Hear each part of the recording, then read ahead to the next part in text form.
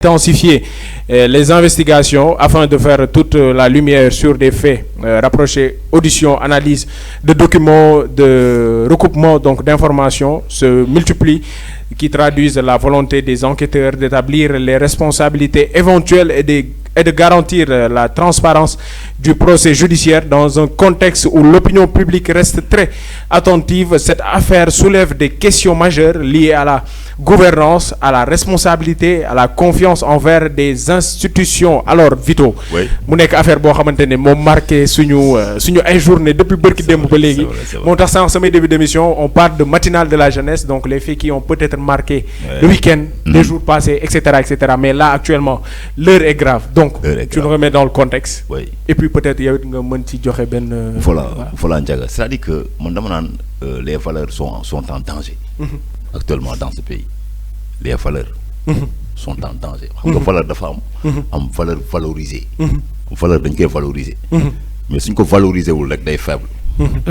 Su faible rek mën nañu wax ni le mal aussi ça va gagner du terrain. Ça va gagner du terrain.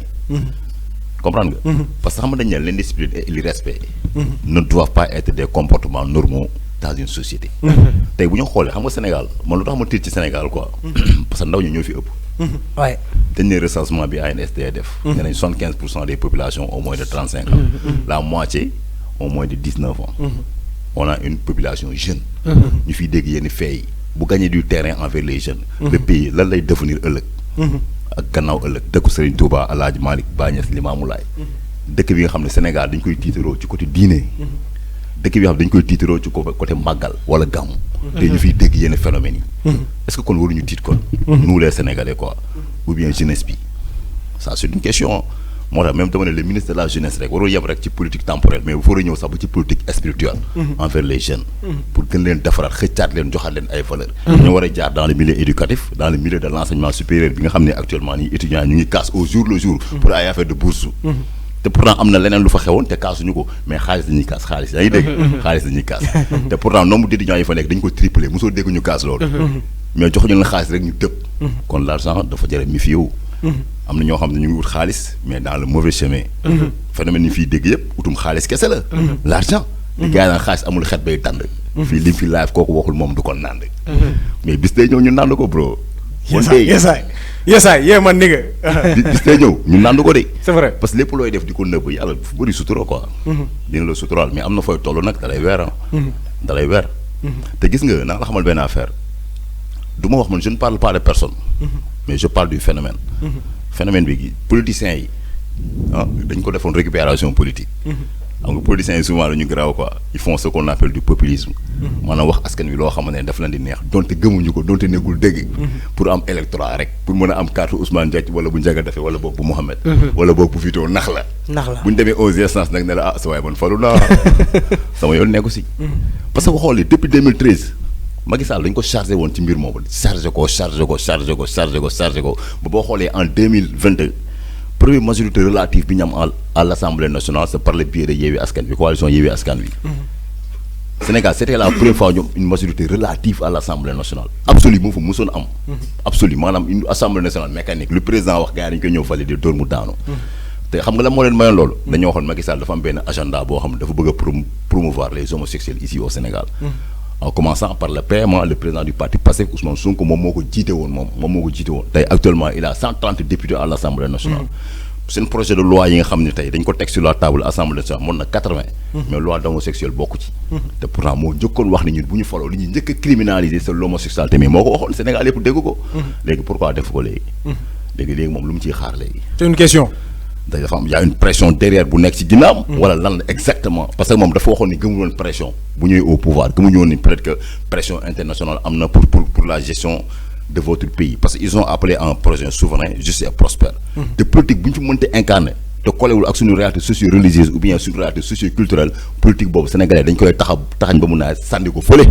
mais est-ce que bu ma la déggee cela signifie que l'affaire Pape Cheikh Diallo Djiby Dramé entre autres et puis arrestation dafa relever quelque chose maanaam tey jii nii on peut parler de politique ci cadre boobu noonu tey jii nii. non pas politique. mais dama ne la politiciens yi. mën nañ ci am position moom te ne mën nañ xeex phénomène bi mu jógee fi. xam nga dañ ko war a criminaliser boo xoolee Sénégal am na yaa des pays africains yoo xam ne dañ ko criminaliser. bien vrai que sax criminaliser sax taxul phénomène fi jóge fi parce que tey drogue tey dañ ko criminaliser Sénégal. chaque jour nga dégg jàpp nañ xool jaay ko de drogue. moo tax ma ne foog ñu revenir sur les valeurs. parce que xam nga tey gis nga yéeféer boo ko tubloowee bàyyi ko noonu rek muy julli di woor. wóorul nga dem mën na xëy rek delluwaat fu mu jóge woon mais boo ko tubloowee da nga koy jëm a def imam. boo ko defee imam mën na tubloo ñeneen. est-ce que dégg nga baax li ma wax. si c'est-à-dire que dama la bëgg a expliquer benn affaire benn phénomène day am gars yi jël ci benn mesure pour 15 jours wala pour 1 mois wala pour 1 an. mesure bi jeex après gars yi dañu koy sànni fële nekkaat ci nekkaat ci moo tax foog ñu revenir à notre valeur quoi. parce que xam nga gis nga affaire xam nga chaîne bi fu mu démarré affaire bi chaîne de valeur la chaîne la mu ngi démarré en France. te en France dañoo reconnaître ce qu'on appelle les LGBT. comprendre nga boo xoolee le premier législateur français bi nga xam ne moo ko njëkk a yóbbu Assemblée nationale française il se nomme Jean-Luc Mélenchon. bi nga xam ne il est le premier allié du président du parti Pastef muy Ousmane Sonko. université bii ñuy taxaw di kaas fa la ñëwoon taxaw wax que je suis le premier législateur des LGBT en France. Il y a un Français qui est derrière parce que un réseau de transformation la sexuelle envers les jeunes maanaam récupérer ay jeunes jëm leen nandal tey réseau bi nu muy demee tey pour nga mën a aborder sa copain yi nii ak nii ngay def former la orienter la ba nga nekk un vrai homosexuel. réseau la. exactement c'est un réseau. exactement tey jii nii dama lay poser la même question pour suivre sa lancée boobu noonu est-ce que jàppoon ni peut-être tey jii nii vu suite de arrestation yi nga am dafa am benn réseau peut-être bu implanté wu fii biir Sénégal donc cela signifie qu'on peut s'attendre à plusieurs autres arrestations mis à part arrestation yi nii ñoom. moo tax damay wax mention spéciale aux forces de l'ordre ci travail remarquable bi ñu def envers ces gens-là. il faut qu'il y ait une enquête plus profonde pour ñu mën a creuser pour ñu xam réseau bi exactement fan la basé wu ak ñan la ñu pellentee freiner leen quoi. balaa affaire bi di propager wu fii sur le plan national di xëcc ay jeunes yu bëri parce que naa la xamal leen de y a des entreprises terroristes qui sont en Afrique. dañuy récupérer ay jeunes def leen ay terroristes noonu la amee entreprise sexuel et bisexuel et cetera transgenre yooyu tamit aussi dañuy xëcc des jeunes parce que c'est des lobbies. vous allez gagner de l'argent. vous allez gagner de l'argent. moo tax j'ai entendu Mame Matar Gueye mu ne y a des mouvements yi nga xam ñu ngi fii Sénégal xam nga ñu ngi ciy yëngu dina def tout ba jëm leen démanteler aussi seen doole wàññeeku comme ça affaire bi bañ a gagner du terrain quoi parce que njaga affaire bi ça commence à être sérieux quoi. moo tax dañ ci war a taxaw bu baax a baax. dañ ci war a taxaw bu baax a baax Ousmane yow itam dama lay laaj mis à part le fait Pape Cheikh Diallo et Djibril Dramé entre autres et cetera. ñi ñu tudd on parle aussi de transmission du VIH. situation bi tey Sénégal mu nekk loo xamante ni c'est déplorable mais aussi ñi ngi gis ni mi ngi gën a avancer suñu biir réew. li si gën a grave mooy VIH sida. transmission volontaire. parce que nekkul transmission boo xamante ni nit ki am na ko xamul ni am na ko mais ki ko am xam na ni am na ko. nga dem di ko transmettre ñeneen foofu la mbir mi di gën a grave. beneen bi mooy. c'est homosexuel lobby la yàgg nañ koo wax depuis bu yàgg depuis temps Abdoulaye Wade ba léegi ñu ngi wax il y a des homosexuels ici au Sénégal. te ñi si war a wax wala ñi nga xamante ne ñoom ñoo war a def ñoom ñoo war a démanteler ñooñu defuñu ko. dañoo toog di xool tey mention spéciale force de l'ordre yi brigade de recherche bu Kër Massar. démb aussi jàpp nañ 14 individus encore. ci mbirum homosexuel. il y a même des jeunes qui ont 15 ans yoo xamante ni tey ñoom ñoo nekk en danger kon tey man damay wax ni ñun ñu ngi en danger parce que doy na waar parce que xamatoo kan moo am feebar beeg ku ko amul. gis naa même benn xale bu jigéen da doon mbalak di ko wax mais c'est la vérité mu ne nit ñi balaa ñuy def mariage sax léegi nanu xool. nanu def dépistage xool ñan ñoo am VIH ou pas. te pourtant li muy wax noonu moom da si doon mbalak mais c'est la vérité. parce que tey xamoo ki ka am imaginal tey ñoo xamante ni tey seen sa xel musul xalaat ni ñii dañ leen si tudd. c'est le cas de Pape Cheikh Diallo. Pape Cheikh Diallo kenn man personnellement musuma xalaat ni danañ ko tudd ci yenn mbir yi. ndax à travers ni mu mel à travers émission yi mu def à travers Pape Cheikh Diallo ni muy café ak nit ñi ak ni muy waxee. mais dañuy wax souvent nit dafa lëndëm. puisque affaire justice la justice moo ko téye. moo ko teg loxo te on a même dit que ni ba mu demee devant les enquêteurs. avoué na ni fee moom moo ko def. il a même dit da koy def volontairement ndax dafa nekk loo xamante ni daf koo tàmm. léegi imagine koo xamante ni tey ñun ñoo ngi toog ku nekk am nga sa droit défendre ku la neex les avis sont partagés. mais tey au-delà de défendre bi nga koy défendre au-delà de li ngay wax ci moom en tant que personne mais ci mbir mi homosexualité. ndax tey li mu mën a yàq ci réew mi mu ëpp li muy defar. darul sax defar. ndax ñoo xam ne darul defar ndax tey imagine ñu ci am ñoo ci am. te man am na koo xamante ni souvent maa ngi gis des chroniqueurs yoo xamante ni ñu ngi sur les réseaux sociaux yenn chroniqueurs yi man su ma seetaanee ñuy wax ci benn mbir. damay xam ne nii lu ñuy wax ce sont des faits vérifiés. ndax souvent ñoom ñooy mujjee wax te balaa nuy wax il faut ñu am si des preuves nécessaires man barki dem ba léegi ba ma gisee fay nangu ma ko woon gëm man maa ngi toog di xaar ndax man du ma gis benn affaire kut ko kut rek ma ne lii moo am. mais bañ demee bay wax enquête am na si ba tey même war nañoo dem tribunal. devant le procureur. donc cela signifie que ni ça commence à être sérieux. non c'est sérieux parce que aussi nee nañ c'est pas seulement ñii ñu si tudd des célébrités nee nañ am na yeneen célébrités yoo xamante ni ñu ngi ci mbir mi. il y a même des gens qui disent que am na ñenn ñoo xamante ni ñu ngi ci gouvernement bi. ñu ngi ci biir lobby bi. ça revient à ma question mooy li ma doon poser sànq nii rek dafa mel ni dafa am genre lobby. comme li ma doon wax rek te sànq Vito dëggal ko boo xam ne mi ngi implanté wu fii Sénégal peut-être on peut parler de malgouvernance parce que peut-être bu ñu demee tey jii nii ba xamuñu ko wala ñuy am sikki sàkk si loolu donc est-ce que du malgouvernance mais aussi est-ce que du lobby homosexuel kese doguma la sax mais est-ce que aussi tamit ñi nga xamante ni dañ leen teg loxo yoon teg leen loxo képp koo xamante ni xam na kenn ci ñoom moom itam war na mu dem def dépistage mais ñi ñu jàpp sax ñoom avant tout ba bu ñu leen yóbbee fële dinañ wax parce que tamit duñ ñëw rek kut ñu yóbbu la rëbës noonu rek nga toog yow ak ñeneen détenu yu fa nekk non dañ lay def foo xamante dañ lay isolé. ñu defal la ay traitement parce que aussi bu ñu fàtte ni c'est pas du nit ki buñ ko jàppee rek tey dañ ko war a bàyyi ak boppam non koo xamante ne xam nga ni ki dafa am VIH bu demee foofu. dañ koy traité ba pare. ndax traitement bi mooy. heure boo ko bàyyee mu fekk li nga xamante ni moom moo nekkoon ci moom dañ na. mais mënoo kut kii def na dara am na VIH sida nga xam ko nga bàyyi ko mu dem tey bu si wàllee keneen yow am nga ci part de responsabilité. te tey ma wax la benn affaire ñun suñu ay policiers wala suñu force de l'ordre xanaa lu ñu bëggul def xanaa lu ñu bëggul jàpp. mais lu ñu bëgg a jàpp par A ou par B bañ koy jàpp. te boo xoolee ma wax la benn mbir njaga Kër Massar. mbir yi ngay dégg temps yëpp Kër Massar nga koy dégg ko c'est-à-dire Kër Massar lañu war a xool tey ñi implanté wu ba si kii nat bi ngay dégg ba ñu waxee seen réseau am nañ ko Kër Massar homosexualité am nañ ko Kër Massar keroog affaire binta mécanicien lesbienne Kër Massar toujours Kër Massar mais gendarmerie bu Kër Massar ñoom aussi dañoo nekk ay kii yoo xamante ne démantèlement yi ngay dégg yëpp ñoom ñoo ko def affaire homosexuelle ñooy jàpp affaire lesbienne ñooy jàpp affaire vendeur de drogue yépp ñoom ñoo koy jàpp kon c'est-à-dire ñoom am na liggéey bu am solo bu ñu ci def instant bi xam nga la moo des mooy képp koo xamante ni tey xam nañ ni tax nga ci mbir mi xam nañ ni mbir mi nga xamante ni moom mooy mbirum homosexualité yaa ngi ci biir ñu fexe xam réseau bi jàpp ñi ko def ñu teg leen ay daan beneen bi aussi mooy ñu protéger la jeunesse sénégalaise ndax am na ñu bari ñoo xamante ni ils sont inconscients xamuñu sax li leen di defloo benn nit moo ci nekk nit kooku am na alal am na lépp am na daraja yow nga soxla alal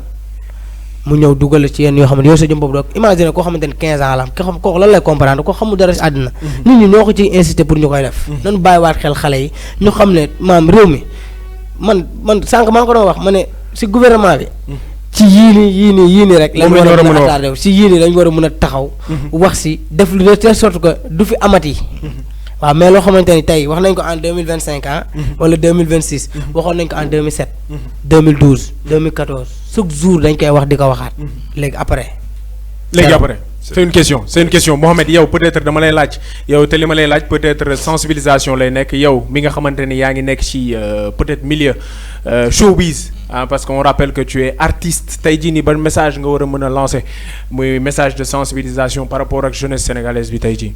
merci si question bi mais Ndiaga man nee naa la ko xaw ma ban Sénégal lañ ne mais dama la koy encore wax Sénégal fii xaw ma ban Sénégal lañ ne parce que ñun li ñu fiy dégg lépp amu fi woon boobu buñ jugee wax naa réew mi réew si Ahmadou Bamba la c'est Ibrahima Niass Sëñ Babacar Sy mais réew mi fii Sénégal mi ngi gën a dem yenn fee yi di fi gën a am parce que quant à Pape Cheikh Diallo Djiby Dramé ñeneen ñoom bañ demee ba am tur si dëkk bi war nañ xool leneen lu ñu war a doxee ba mu des affaire yu ñàkk fulla yi parce que yow nit boo nekkee nit ordinaire sax yenn yi waroo kaa def waruñu la see dégg bokk waxuma laa yow ba nga demee war a di sensibiliser ngay def si affaire yu ñàkk fulla yi man loolu mooy sama wax beneen bi mooy jeunesse bi nañ dem liggéey yi te bàyyi xaalis bu yomb. xanaa xamoo am na yenn fee yoo xam ni nit ñaa ngi siy dugg. bëgg lu yomb kese la. parce que nit ñi jeunes yi am na ñoo xam dañuy toog maanaam dañuy bëgg a am te duñ nangoo liggéey bañ a sonn léegi loolu nag moo lay poussé ngay def yenn yii nii di dugg si ñàkk fulla yi nañ jug dem liggéeyi ji di amal seen bopp. génn si yu ñàkk fulla yi. loo xam ne yàlla bëgg ko yonent bi bëgg ko mënoo wax ba mu doon lu baax. donc nañ ci bàyyi xel nañ ci bàyyi xel sida bi. ñi nga xam ni dégg nañ leen sida bi nañ jéem a def le tout ba jéem a jàpp ñeneen ñi. parce que sinon rek affaire bi dina gën a law. imaginer tey ku mel ni Pape Diallo c'est que kenn koo xam ne am na sida mu wàllu ko kooku am jabar ji su fekkee dafa ëmb mun na ko wàllu doomam doom kooku tamit su fekkee ni dafa am doom ji soo amaatee beneen jëkkër. mën na ko waal kon affaire mën na law quoi et cetera di law moo tax ñu nekk si alentour bi yëpp na leen def tout ba jàpp leen. donc nañ ci bàyyi xel muy à part jàpp boobu noonu mais aussi dépistage am na solo trop il est 11h passé de 25 donc ça a été l'actu de notre matinale li nga xamante ni moo gën a fës ci boppu xabaar yi tey donc terminus mais ce n'est pas la fin de notre matinale on va essayer de marquer une petite pause donc peut-être on revient dans une poignée de secondes histoire ñu introduire suñu rubrique sport avec Ousmane mais aussi notre invité de prestige mu daal di ñëw moom itam wax leen moo di kan mais actuellement une pause et puis on revient sur notre plateau inchallah.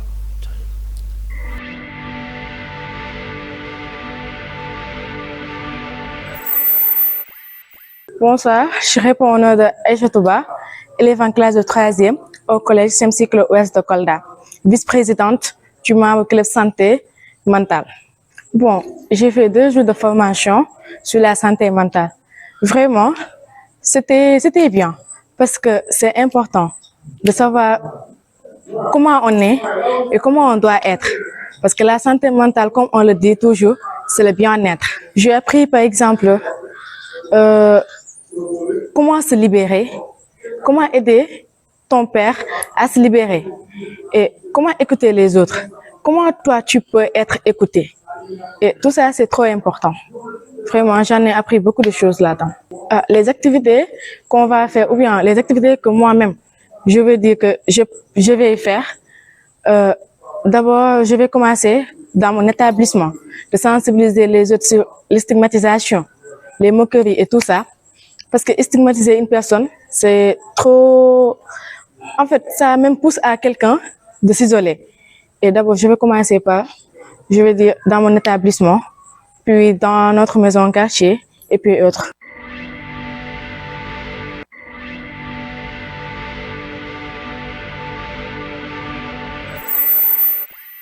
Je m'appelle Khadijatou Diallo, je suis élève en première S2 au lycée Alassane Omar Baldé, ex-Bounakan, et membre du club santé mentale. C'est une journée très importante, je dirais, parce qu'aujourd'hui, qui parle d'éducation doit parler de filles. Et qui parle aujourd'hui de filles doit parler de tranquillité d'esprit, doit parler d'épanouissement. Et aujourd'hui, ce qui nous pousse à mettre en rapport la santé mentale et l'éducation des jeunes filles. Pour qu'aujourd'hui, une jeune fille puisse apprendre correctement, il faut qu'elle soit épanouie dans son environnement. Il faut qu'à la maison, papa et maman ne rencontrent pas tout le temps des problèmes ou bien des difficultés. Il faut qu'aujourd'hui, cette jeune fille-là puisse prendre le petit déjeuner avant de venir à l'école. Il faut aujourd'hui que cette jeune fille-là puisse avoir un cahier sur lequel écrire. Donc, vous voyez très bien le rapport et l'équilibre qu'il y a entre la santé mentale, qui est l'épanouissement des jeunes filles, et l'éducation des jeunes filles. Donc, c'est un facteur important qu'il faut tenir en compte, mais malheureusement, que les gens ne prennent pas trop souvent en compte.